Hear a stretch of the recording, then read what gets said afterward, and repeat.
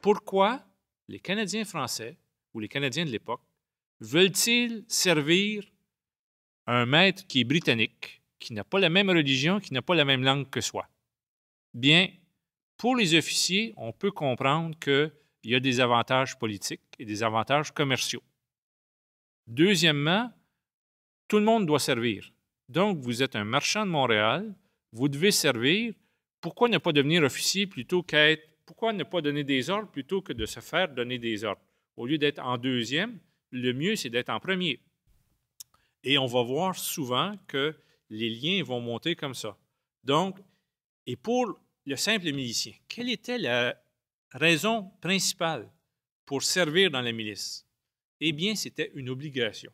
C'est une obligation comme les corvées, c'est une obligation comme la dîme qu'on se devait de donner. Et c'était tellement minime. Qu'est-ce que c'est servir 4 fois par année avant ou après la grand-messe? De toute façon, il faut se déplacer. Donc, les miliciens, eux, acceptaient de servir parce qu'à la limite, ils pouvaient être punis s'ils ne servaient pas. Donc, on se dit, OK, il faut à ce moment-là vraiment servir. Les officiers, eux, essayaient de monter socialement.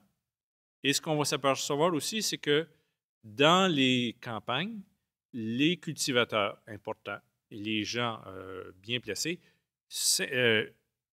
devenaient officiers. Et c'est une des analyses que j'ai faites dans un livre que j'ai publié sur les officiers de milice durant la guerre de 1812. J'ai étudié 2700 officiers de milice pour voir qui ils étaient.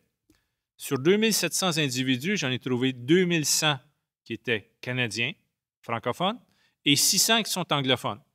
Et j'ai essayé de voir un peu quel était leur profil socio-professionnel.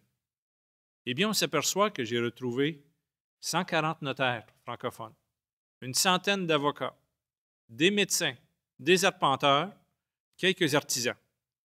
Maintenant, et j'ai retrouvé également 135 seigneurs, donc des gens qui possédaient des seigneuries, qui étaient des officiers. Donc, si on regarde que en 1812, il y avait en tout 138 seigneurs et que j'en ai 135 qui sont officiers, donc tout le monde qui est seigneur veut devenir officier.